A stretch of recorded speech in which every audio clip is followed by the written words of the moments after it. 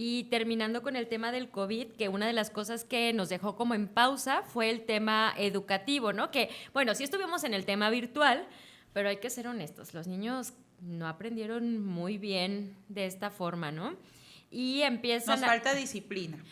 Ay, amiga, es que, ¿sabes qué? Es muy complejo el tema virtual. Mira, yo que di clases virtualmente también, el que los, sobre todo a ciertas edades, yo creo, ¿no? Ya jóvenes que están en la universidad, esto veo un poquito más fácil y se podría hablar de disciplina, pero niños de 10, 5, 8 años en el tema virtual me parece complicadísimo. Ya voy a salir yo con mis cosas, ya sabes, ¿verdad? Pero es que creo que nos falta disciplina como mexicanos. Hay que hacernos también una autocrítica muy sincera y muy honesta. Porque si tú me pones niños de 5 o 6 años orientales, esos niños son más disciplinados que nada, están al tiro, hacen ejercicio, hacen un montón de cosas. Sí tenemos malos hábitos realmente nosotros aquí en México y necesitamos irle inculcando a los niños esa disciplina, porque si desde niños no lo tenemos o no lo tienen, pues por supuesto va a ser bien complicado que lo vayas Bueno, pero, adquiriendo de a ver, adulto. Miriam, tú te avientas 7 Zoom como nueva y en clase y creo que eso no es normal, ¿no? Tú eres muy, realmente, muy, muy pegada al estudio. Yo al final creo que, miren, algunos amigos quienes tienen, creo que hay que empezar a visibilizar un poco el tema del regreso a clases. Creo que los dos, o sea, los chiquitos o quienes tenían dos, quienes tenían que estar en dos clases y lo típico de que, oiga maestra, yo quiero participar y tenía que la mamá abrirle el micrófono y cerrarle y todo eso. Bueno, creo que al final pues son temas que pueden ser hasta divertidos. Lo grave es que creo que la educación a distancia fue para un México muy privilegiado, donde no todos los niños tenían acceso, no tenían una televisión. Creo que fue un tremendo fiasco los programas educativos que se dieron en televisión abierta, porque hay hogares donde ni siquiera tienen una televisión. Entonces creo que esta medida, yo partiría diciendo, fue para muy pocos, fue para una clase privilegiada, y creo que lamentablemente no hay un programa donde diga cómo se va a recuperar este tiempo perdido. Seamos bien pedagógicamente. honestos con la situación de la existencia ya de clases presenciales en sí. Ya había altas eficiencias en el tema de infraestructura educativa para poder estar dando la posibilidad de que más y más menores o más personas pudieran estar accediendo. Eso presencial.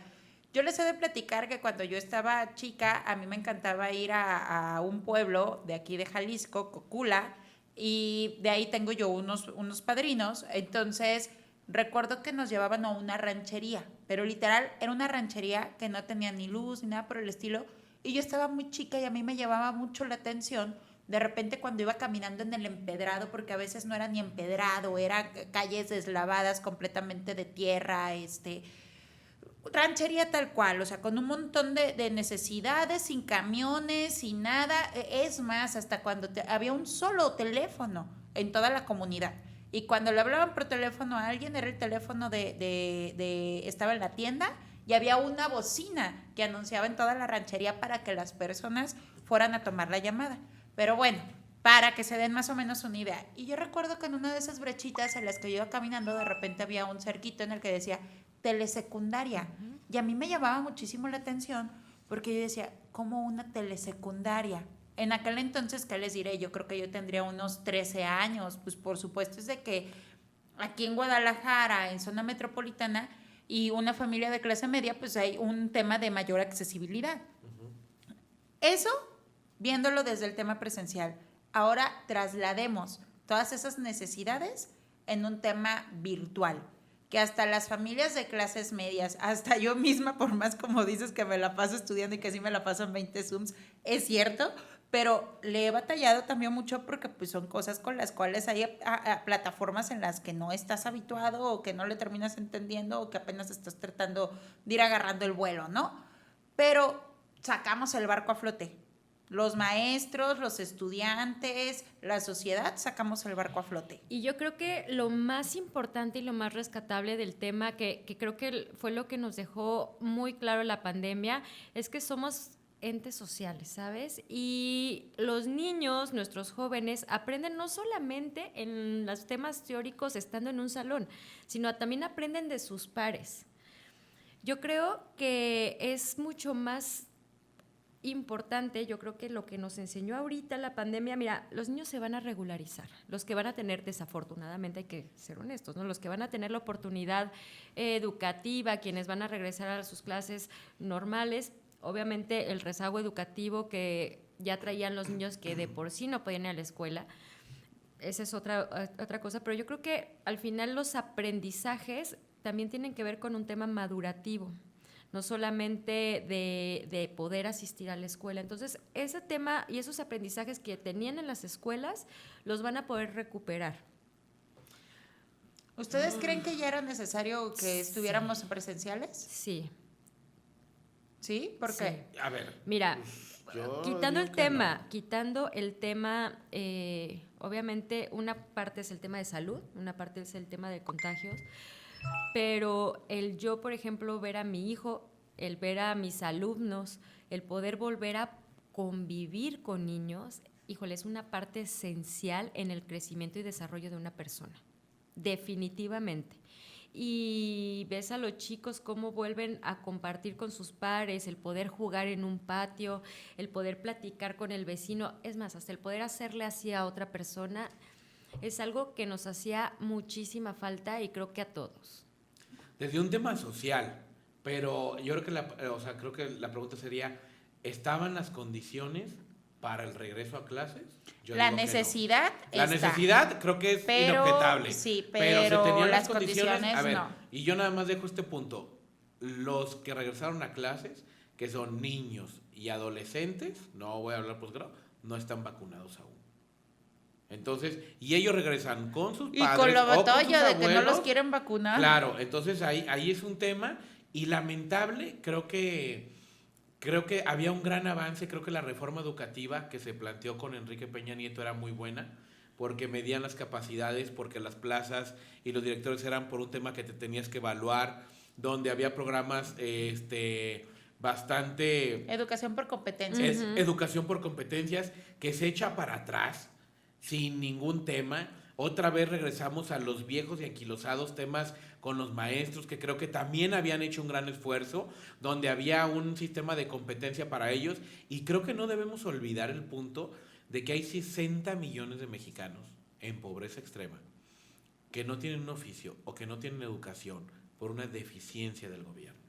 Y creo que al final este tipo de políticas siguen condenando a la clase lastimada, a la pobreza extrema, donde no hay una inversión en centros educativos. Es decir, si ya había un retroceso con echar atrás la reforma, todavía se acentúa más por estos temas de COVID y que volvemos a lo mismo, el gobierno federal y el gobierno local no han sabido cómo, ni siquiera tuvieron talento pues ni para repartir gel o cubrebocas en las escuelas, ¿no? Entonces, imagínense de ahí en más las capacidades técnicas que se requerían, con los maestros no hubo una capacitación. No había instalaciones adecuadas porque aparte, recordemos que en este año cuando se da el anuncio de que se va a regresar a presencialidad, dicen, a ver, uno de los sistemas va a ser, la clase se va a estar transmitiendo en línea para los que no asisten. Y a mí me tocó ver en reportes en noticias, cuando estuvieron cubriendo en varias escuelas, muchas escuelas no tenían internet. ¿Cómo iban a transmitirlo? O sea, son un montón de cosas y en las que luego cuales también dices, el gobierno dijo, para quien quiera, a ver, una madre, una familia, clase media donde trabaja el papá y trabaja la mamá, no tenía otra opción, ¿saben? Porque tampoco hubo políticas laborales donde tú pudieras acudir con el hijo, o tal vez no puedes asistir a la fábrica con el hijo, entonces no tenías otra opción.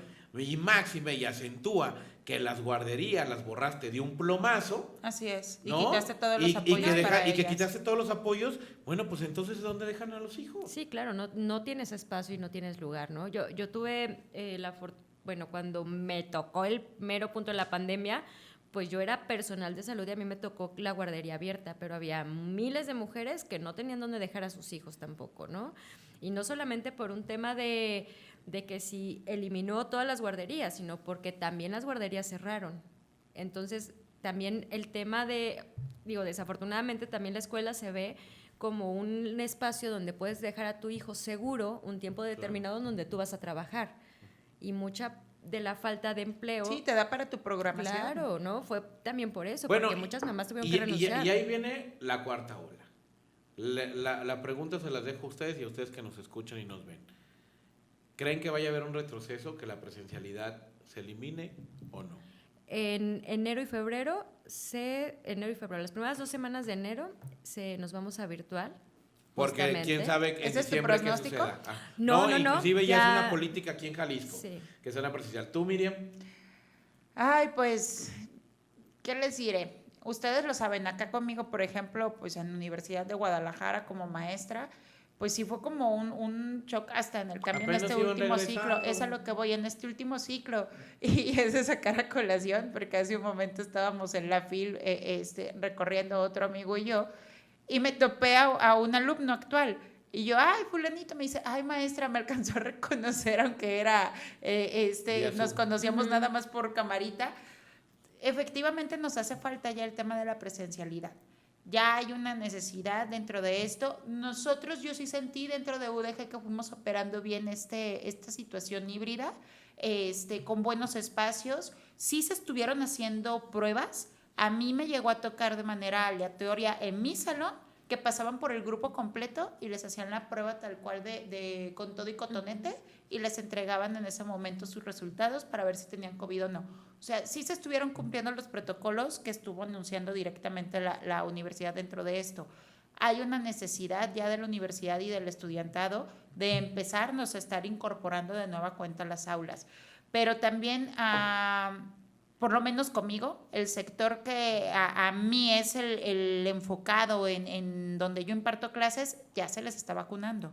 Entonces, ahí debe de haber como ciertas circunstancias quizás de variantes y que quizás va a ser distinto en educación básica porque todavía no les dan vacunas a lo que pudiera llegar a ser educación media superior, que ya les empiezan a estar impartiendo o repartiendo las vacunas, ¿no? Pero bueno, que nos comenten ustedes si realmente el regreso a clases estábamos listos hablando de materia de capacidad instalada.